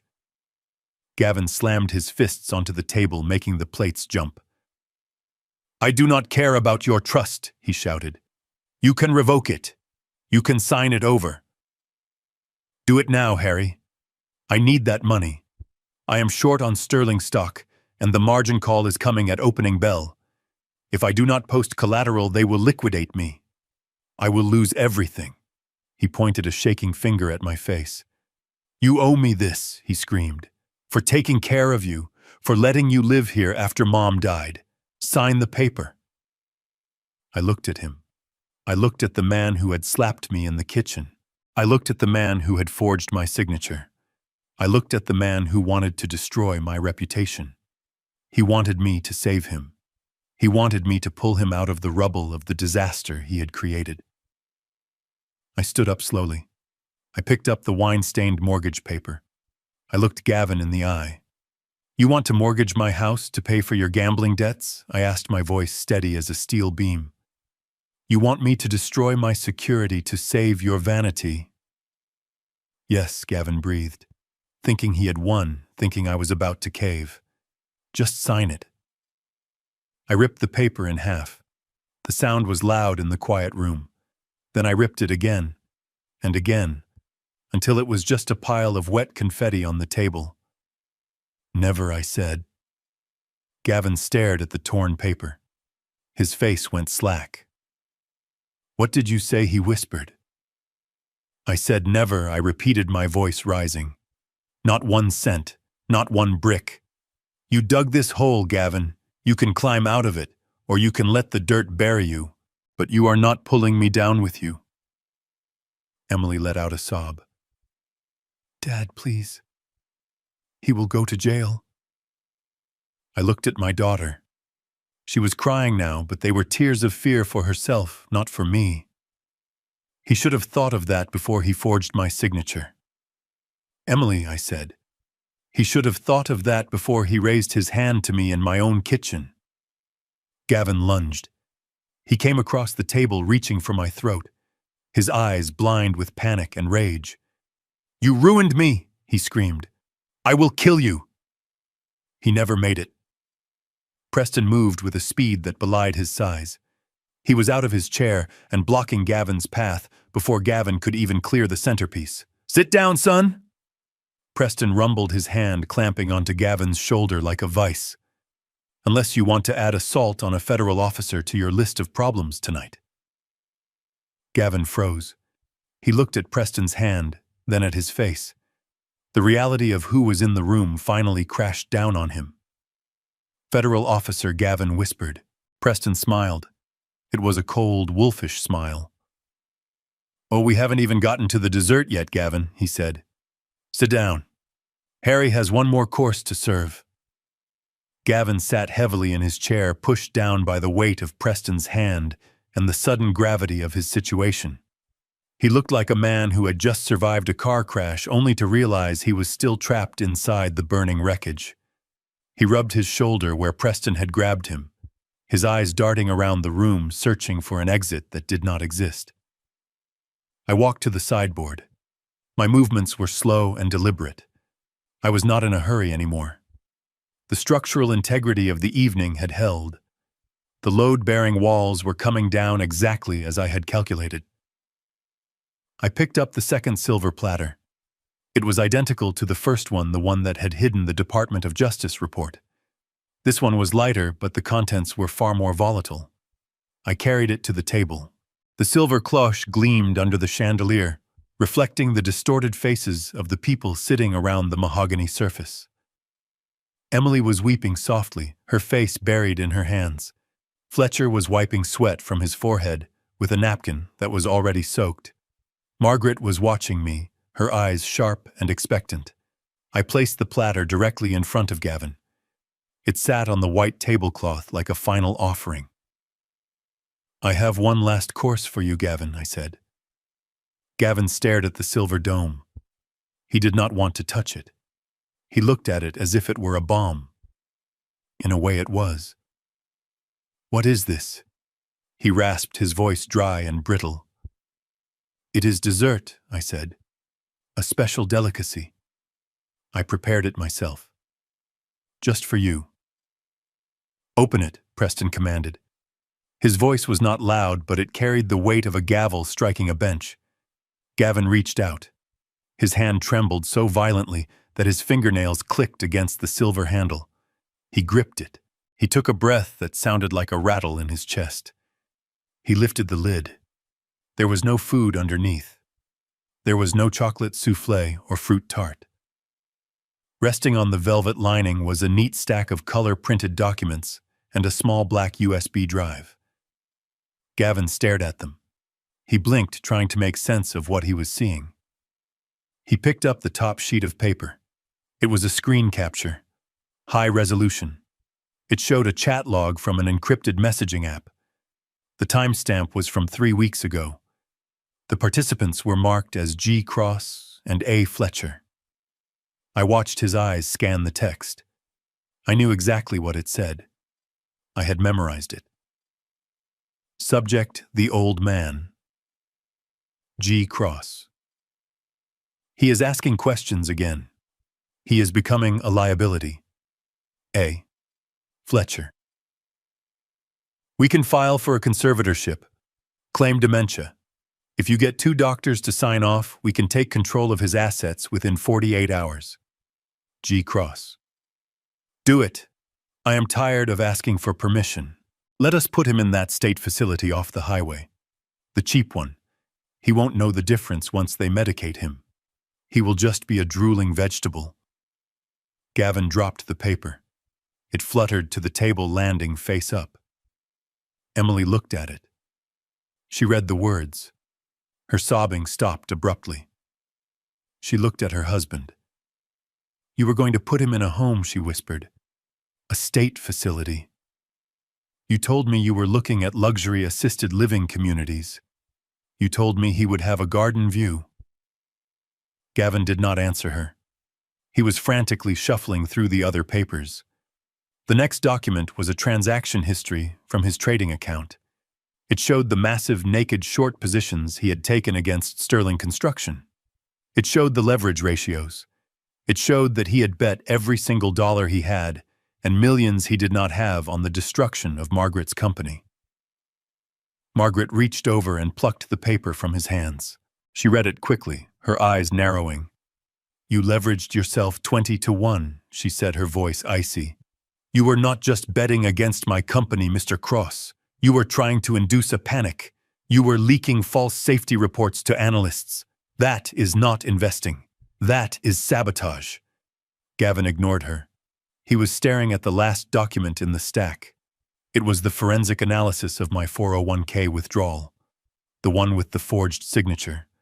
The one that proved he had stolen my life savings to fund his margin calls. He looked at the USB drive. "What is on this?" he asked, his voice barely audible. I leaned in close. "That is the audio," I said. Gavin looked up at me. "Audio?" "Yes," I said. "From your office, when from the kitchen. From the night you told Fletcher to draft the competency papers. I have recordings, Gavin. Hours of them. I have you laughing about how easy it was to steal from the clueless old man. I have you planning to sell my patent to a Chinese firm for pennies, just to get quick cash." I pointed to the USB drive. "I heard you, Gavin. Every word. I heard you call me a fossil. I heard you say I was useless. I heard you say that the only value I had left was the equity in this house." Gavin's face turned a deep, blotchy red. The veins in his neck bulged. The fear was evaporating, replaced by a cornered, vicious anger. He stood up so fast his chair tipped over backward and crashed onto the floor. "You tapped my office," he screamed, pointing a shaking finger at me. "You recorded me in my own home." "My home," I corrected him. "This is illegal," Gavin shouted, saliva flying from his lips. "This is entrapment. You cannot use this. This is a violation of my privacy rights." "Fletcher." He turned to the lawyer, grabbing him by the lapels of his cheap suit. "Fletcher, do something. This is inadmissible. He cannot record me without my consent. This is a felony. Sue him. Sue this old bastard for everything he has left." Fletcher did not move. He sat there frozen, his eyes fixed on Preston. He knew who Preston was now. He knew that arguing privacy laws in front of a federal prosecutor while sitting at a table covered in evidence of fraud was a suicide mission. Gavin shook him. "Did you hear me, Fletcher? He violated my rights. He invaded my privacy." I looked at Gavin. He was manic. He was hysterical. He truly believed that he was the victim here. He believed that his right to plot my destruction in private superseded my right to survive. "You gave up your right to privacy when you decided to commit crimes in my house, Gavin," I said, my voice steady. "You gave up your rights when you forged my name." "I did not forge anything," Gavin lied, desperate and wild. "You signed those papers. You are senile. You forgot. That is what we will tell the judge. You are confused, Harry. You need help." He looked around the room, seeking an ally, finding none. "Emily, tell them. Tell them your father gets confused. Tell them he signed the withdrawal." Emily shrank away from him. She looked at the chat log on the table. The words "drooling vegetable" seemed to be burned into her retinas. "You were going to have him medicated," she whispered. "You were going to lock him away." "It was for his own good," Gavin screamed. "He is incompetent. Look at him. He is paranoid. He thinks he is a spy." Preston stood up. He did not rush. He moved with the slow, inevitable weight of a glacier. "That is enough, Mr. Cross," Preston said. Gavin spun around to face him. "You stay out of this. You have no jurisdiction here. This is a civil matter. It is a family dispute." Preston reached into his jacket pocket. He pulled out a leather wallet and flipped it open. The gold badge of the Department of Justice glinted in the candlelight. "It ceased to be a civil matter when you wired stolen funds across state lines," Preston said. "It ceased to be a family dispute when you engaged in securities fraud involving a publicly traded company. And it certainly ceased to be private when you conspired to defraud a senior citizen of his pension." Preston pulled a pair of handcuffs from his belt. The metal clicked ominously. "Gavin Cross, you are under arrest," Preston said, his voice filling the room. Gavin stared at the handcuffs. He looked at Fletcher. "Do something," he begged. Fletcher slowly raised his hands in the air, surrendering before the fight even began. I cannot help you," Gavin, Fletcher stammered. "If the feds are here, if they have this kind of evidence, I need to think about my own license." "You coward," Gavin spat. He looked at the window. For a second I thought he might run. I thought he might try to dive through the glass and sprint across the lawn I had mowed, but he didn't. He looked at me. His eyes were filled with a toxic mixture of hatred and disbelief. "You did this," he hissed. "You ruined me. You ruined everything. We had a good life. We were happy." "You were happy, Gavin," I said. "I was just the fuel you were burning to keep yourself warm." Preston stepped forward and spun Gavin around. He slammed him face down onto the table right next to the plate of cold Wagyu beef. Gavin grunted as the air left his lungs. "You have the right to remain silent," Preston recited, tightening the cuffs behind Gavin's back. I watched. I watched the man who had slapped me get chained like an animal.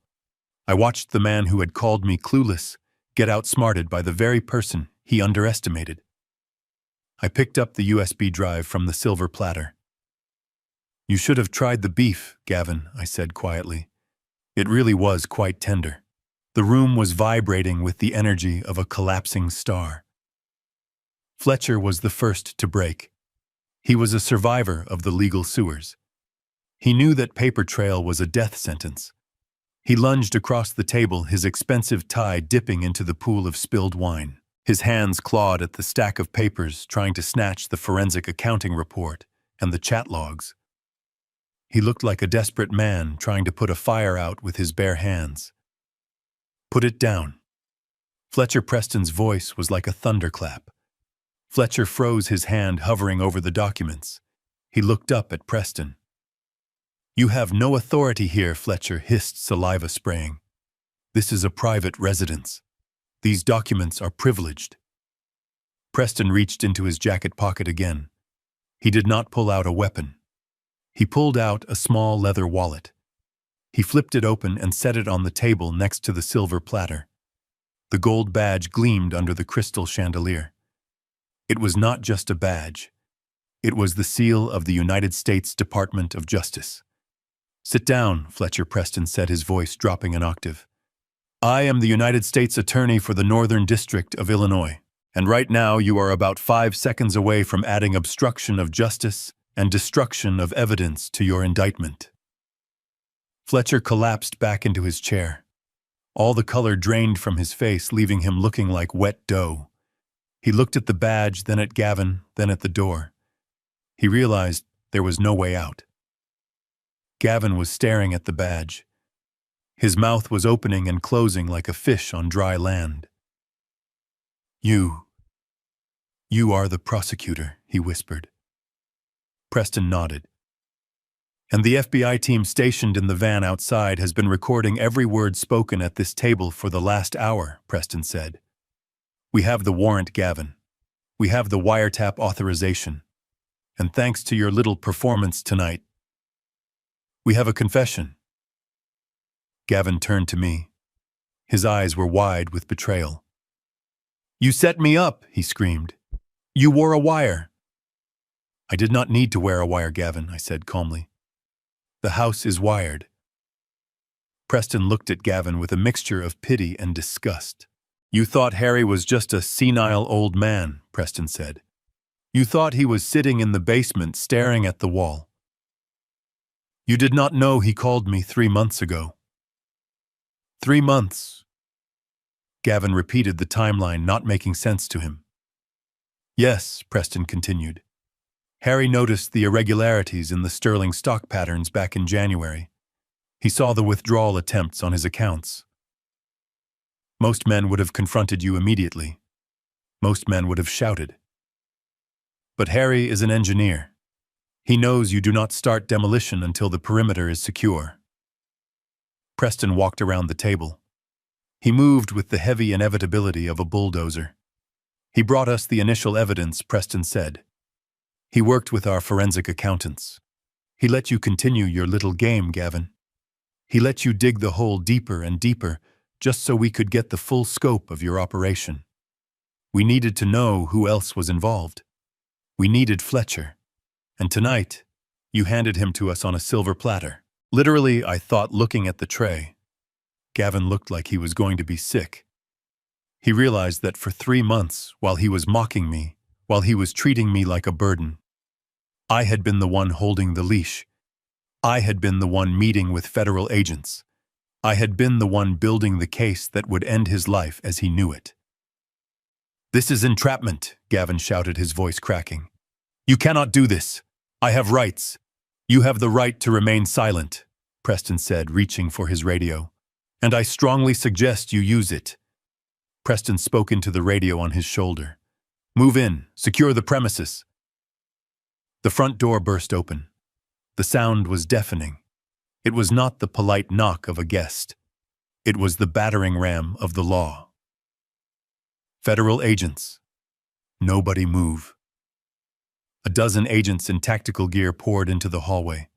Their boots thundered on the marble floor, the same floor Emily worried about scratching with high heels. They filled the dining room, their weapons drawn, but lowered their faces serious and professional. Emily screamed. She pushed her chair back and scrambled into the corner, cowering behind the china cabinet. She looked at the agents, then at her husband, then at me. "Daddy, make them stop," she wailed. "Please tell them it is a mistake." I looked at her. I did not move. I could not stop this. An avalanche does not stop because you ask it nicely. 2 agents moved toward Fletcher. He did not resist. He put his hands behind his head, interlacing his fingers, looking at the floor. He knew the drill. He knew the game was over. 2 other agents moved toward Gavin. Gavin panicked. He tried to stand up. He tried to run. He knocked his chair over and scrambled toward the French doors leading to the patio. "Get him," an agent shouted. They were on him in a second. They grabbed him by the arms. Gavin struggled, kicking and screaming like a spoiled child who had been told no for the first time in his life. "Get off me," he shrieked. "Do you know who I am? I am a partner at Cross Ventures. I have rights." They spun him around. They slammed him face down onto the mahogany table. His face hit the wood with a sickening thud right next to the plate of cold Wagyu beef. The sauce splashed onto his expensive Italian suit. The truffle aroma mixed with the smell of sweat and fear. "Hold still," the agent commanded, pulling Gavin's arms behind his back. The handcuffs clicked. It was a sharp, mechanical sound. The sound of finality. Gavin grunted as the metal bit into his wrists. He turned his head, his cheek pressed against the tablecloth, his eyes locking onto mine. "Harry," he begged, his voice breaking. "Harry, please. Tell them. Tell them I can pay it back. I just need time. The market will turn. I can fix this." I stood up and walked over to him. I looked down at the man who had slapped me. I looked down at the man who had called me a parasite. "There is no fixing this, Gavin," I said softly. "The foundation has cracked. The building is coming down." Preston walked over and stood beside me. "Take him out," Preston ordered the agents, "and secure his electronics. I want every laptop, every phone, and every hard drive in this house bagged and tagged." The agents hauled Gavin to his feet. He was weeping now, great heaving sobs that shook his body. He looked small. He looked weak. He looked like exactly what he was, a fraud who had run out of road. They dragged him toward the door. He dragged his feet, his shoes scuffing the floor. Emily ran toward him, but an agent held her back. "Gavin," she screamed. "Gavin, what do I do?" Gavin did not answer her. He was too busy feeling sorry for himself. Fletcher was led out behind him, his head hung low, his career ending in a walk of shame past the dinner guests. The room suddenly felt very empty. The shouting had stopped. The only sound was the heavy breathing of the agents securing the perimeter and the soft sobbing of my daughter in the corner. Margaret stood up. She smoothed her skirt. She looked at the chaotic scene, at the ruined dinner, at the broken family. She walked over to me. "I am sorry it had to end like this, Harry," she said quietly. "But you did the right thing. He would have destroyed everything you built." "I know," I said, feeling a wave of exhaustion wash over me. "I know." Preston put a hand on my shoulder. "We will need a statement, Harry," he said. "But it can wait until morning. Get some rest. We will post a guard outside the door tonight, just in case." I nodded. "Thank you, Preston." The agents began to file out, taking their prisoners with them. The red and blue lights of the police cruisers flashed through the front window, painting the walls in alternating shades of violence and bruising. I looked at the table. The wine was spilled. The meat was cold. The evidence was gathered. The dinner party was over. But the cleanup was just beginning. Gavin did not go quietly. As the agents hauled him toward the front door, his boots scuffing against the marble he had been so proud of, he let out a stream of obscenities that would have made a construction foreman blush. He cursed the government. He cursed the market. But mostly he cursed me. His voice cracked and broke as he screamed that I was a thief, that I had stolen his life, that I was a jealous old man who could not stand to see his son-in-law succeed. It was the desperate thrashing of a drowning man who refuses to believe the water is deep. I watched him go. I watched the back of his expensive Italian suit jacket disappear into the night, followed closely by Fletcher. The lawyer was already babbling to the agent, holding his arms, spilling secrets, before he even reached the squad car. I heard him through the open door, his voice high and thin with panic, saying he would cooperate, saying he had emails, saying Gavin had forced him to draft the fraudulent loan documents. Loyalty in their world was a currency, and Fletcher had just spent his last dime to buy a lighter sentence. Then the door slammed shut, and the house fell into a heavy, suffocating silence. The flashing red and blue lights from the driveway cut through the front windows, strobing across the dining room walls, illuminating the wreckage of the dinner party in harsh rhythmic pulses. I turned back to the table. Emily was still huddled in the corner by the china cabinet. She looked small. She looked like a child who had broken a vase and was waiting for the punishment. But she was not a child. She was a 32-year-old woman who had watched her husband strike her father and checked her watch. When she realized Gavin was truly gone, she moved. She scrambled across the floor on her hands and knees, ignoring the spilled wine that soaked into the hem of her silk dress. She reached for me, clutching at the fabric of my trousers. "Daddy," she wailed, her voice raw and terrified. "Daddy, please. You have to stop them. You have to fix this." I looked down at her. I looked at her manicured hands gripping my leg. Hands that had never known a day of hard labor. Hands that I had protected from the world for 3 decades. "I do not know anything," she sobbed, tears streaming down her face and ruining her makeup. "I swear to you, Dad. I am a victim here too. Gavin lied to me. He told me everything was legal. He told me you wanted to help us. I did not know about the fraud. I did not know about the stocks."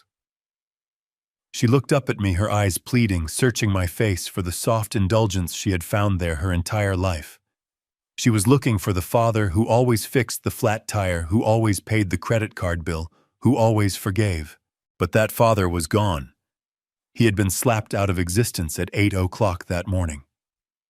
I stepped back, pulling my leg away from her grasp. She fell forward, catching herself on her hands against the cold floor. "Get up, Emily," I said. My voice was not angry. It was tired. It was the voice of a man who has just finished demolishing a house he built with his own hands. She sat back on her heels, looking up at me with confusion. "Dad, please," she whispered. "I am your daughter. You cannot let them take Gavin. We will lose everything. The cars, the club memberships, our reputation." I looked at her, and for a moment I did not see the woman on the floor. I saw the scene from this morning playing out in my mind like a loop of security footage.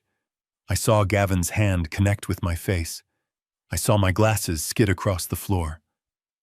And I saw her. I saw her standing in the doorway, holding her coffee mug, her face impassive, her eyes cold. "You are not a victim, Emily," I said. "You are an accomplice." "No," she protested, shaking her head violently. "I did not sign anything." "You watched him hit me," I said, cutting through her excuses. "You watched him strike your 72-year-old father in the kitchen of the house I bought for you. And you did not scream. You did not call the police. You did not even help me up. You told me I was annoying him." Emily flinched as if I had slapped her. She opened her mouth to speak, but no words came out. The truth hung in the air between us, heavy and undeniable. "You chose your side this morning," I continued. "When you chose convenience over conscience, you made your decision. You wanted the lifestyle Gavin provided more than you wanted a father. Well, now you have neither." I reached into the inner pocket of my jacket. I pulled out a folded document. It was not a loan application. It was a single sheet of paper stamped with the seal of the Blackwood Trust. I dropped it on the floor in front of her. It landed next to her knee. "What is this?" she whispered, staring at the paper through her tears. "It is a notice to vacate," I said. She looked up at me, her eyes wide with shock. "Vacate," she repeated, the word foreign to her tongue. "Yes," I said. "This house belongs to the trust. The trust is revoking your right of occupancy, effective immediately. You have 24 hours to remove your personal effects. Anything left after that time will be placed on the curb for trash collection." She stared at me, unable to comprehend that the safety net she had jumped on for years had finally snapped. "You are kicking me out," she gasped. "Your own daughter." "Dad, I have nowhere to go. Our accounts are frozen. Gavin said they froze everything. I have no money." I looked at the Wagyu beef on the table, cold and uneaten. "You have a job," I said. You are the director of human resources for a logistics firm. You make 6 figures, Emily. You can afford a hotel. You can afford an apartment. You just cannot afford this. Emily looked desperate. She turned to Margaret Sterling, who had been watching the scene with a look of stoic judgment. Emily tried to find an ally, a fellow woman, someone who might understand. Ms. Sterling, please, she begged. You understand, do not you? You know how men like Gavin are. He manipulated me. Please talk to him. Tell him he is being unreasonable. Margaret stepped forward. Her heels clicked sharply on the floor. She looked down at Emily, not with sympathy, but with the cold appraisal of a CEO who has just discovered a liability in her organization. I do understand, Mrs. Cross, Margaret said, her voice cool and crisp. I understand perfectly. I understand that character is not defined by who you are married to, but by what you tolerate. Margaret reached into her purse. She did not pull out a tissue. She pulled out her phone. And regarding your employment, she continued, you work for Sterling Logistics, do you not? A subsidiary of Sterling Construction. Emily nodded, hope flickering in her eyes. Yes. Yes, I do. I have been there for 3 years. Margaret tapped the screen of her phone, sending a quick message. We have a zero-tolerance policy at Sterling, Margaret said. Not just for fraud, but for the aiding and abetting of financial crimes. Your husband was betting against the parent company of your employer. He was using inside information that he likely gleaned from your proximity to the industry. Emily shook her head frantically. No, I never told him anything. It does not matter, Margaret said, putting her phone away. The perception of conflict is enough. But beyond that, we do not employ individuals who lack moral fiber. I just sent a message to the head of HR at Logistics. Your access badge has been deactivated. Your severance package has been denied for cause. You are fired effective immediately. The silence that followed was absolute. It was the sound of a vacuum sealing. Emily knelt there on the rug, surrounded by the ruins of her life. In the span of 10 minutes, she had lost her husband, her home, her inheritance, and her career. She had been stripped bare. She looked at the walls of the dining room. She looked at the crystal chandelier she had picked out in Paris. She looked at the life she had curated so carefully for social media. It was all smoke. It was all gone. She let out a sound that was not quite a scream and not quite a sob. It was a low, keening wail of total loss. She curled into herself, her forehead touching the floor, her expensive dress pooling around her like a shroud. I watched her for a moment longer. I felt a phantom ache in my chest, a memory of the love I used to have for her. But I squashed it. I cemented over it. That love was the weakness that had allowed this to happen. I had loved her too much and disciplined her too little. I had built a house for her, but I had failed to build her character. I turned away from her. I could not look at her anymore. Preston walked over to the door and opened it for the police officer who was waiting outside to ensure the premises were vacated safely. I walked to the head of the table where Gavin had been sitting. I picked up the bottle of Chateau Margaux. It was still half full. I looked at Margaret and Preston. Let us go into the living room, I said. The air is better in there. I walked out of the dining room, leaving my daughter weeping on the floor of a house she no longer lived in, grieving a husband who never loved her, mourning a father she had betrayed. I did not look back. The demolition was complete. Now it was time to clear the debris. The flashing lights of the squad cars finally faded from the front windows, leaving the house in a sudden, heavy darkness. The aggressive wail of the sirens grew distant, replaced by the ambient hum of the Chicago suburbs, a world that had no idea what had just happened behind these brick walls. The dining room felt like a battlefield after the smoke had cleared. The air still smelled of spilled wine and expensive beef, but the toxicity, the suffocating pressure of Gavin's greed was gone, sucked out the door along with him. I heard the frantic thudding of footsteps on the floor above us. Emily was running back and forth across the master bedroom, dragging suitcases from the closet. I could hear the hangers rattling, the drawers being ripped open. It was the sound of a rat scurrying from a sinking ship, desperate to salvage whatever scraps it could carry before the water rushed in. I did not feel pity. I felt a cold detachment. She was packing the clothes I had paid for into the luggage I had bought her to go to a life I would no longer subsidize. I turned to my guests. Preston and Margaret were standing amidst the wreckage of the dinner party, looking at me with quiet respect. They did not look like powerful titans of industry and law right now. They looked like friends. "Let us sit," I said, gesturing toward the living room. "The chairs in there are comfortable and the air is cleaner." We walked into the living room. It was a space Gavin had filled with uncomfortable modern furniture, designed to impress rather than to comfort. But the fireplace was mine. I walked over and struck a match, lighting the kindling I had laid earlier. The fire caught crackling and popping, casting a warm orange glow over the room, chasing away the sterile chill of the central air. I placed the bottle of 1995 Chateau Margaux on the coffee table. There was enough left for 3 glasses. I poured. My hand was steady.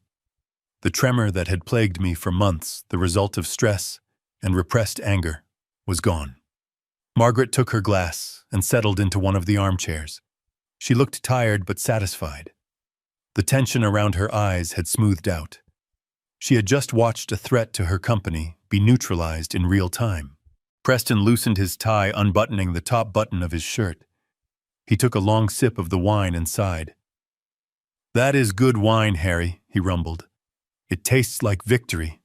It tastes like survival," I corrected him, taking my own seat. Above us, something heavy hit the floor with a thud. Emily dropping a suitcase. We all looked up at the ceiling, then back at each other. "She will be gone by morning," Preston said. "I have an officer stationed at the end of the block to make sure she does not try to take anything that belongs to the trust. The fixtures stay. The art stays. She leaves with her clothes and her consequences." I nodded, watching the flames dance in the hearth. "Thank you, Preston," I said, "for everything. I could not have pulled the trigger without you." "You built the case, Harry," Preston said, raising his glass. "I just brought the handcuffs. You did the hard work. You lived in the trenches with the enemy." Margaret set her glass down on a coaster. She reached into the inside pocket of her blazer. She pulled out a long rectangular envelope. It was cream-colored, thick, and heavy. She leaned forward and placed it on the table in front of me. "We have some unfinished business, Harry," she said softly. I looked at the envelope. "What is this?" I asked. Margaret smiled. "You remember when you consulted on the Sterling Tower back in '98, she asked. "You developed that seismic coupling. You refused to take a fee. You said you wanted equity instead. You said you believed in the company." I nodded. I remembered. Gavin had told me I was stupid for not taking the cash. He said equity in a construction firm was dead money. "I never touched it," I said. "I just let it sit." "Exactly," Margaret said. "You were a silent partner, Harry, a ghost in the machine. But you owned 15% of the founding shares. You never cashed a dividend check. You just instructed us to reinvest it. Compound interest is a powerful thing, Harry, especially over 25 years of aggressive growth." She tapped the envelope. "This is not a payout for the patent," she said. "That is separate. This is just the dividend distribution for this fiscal year. It has been sitting in escrow waiting for you to claim it." I picked up the envelope. I slid my finger under the flap and tore it open. Inside was a single check.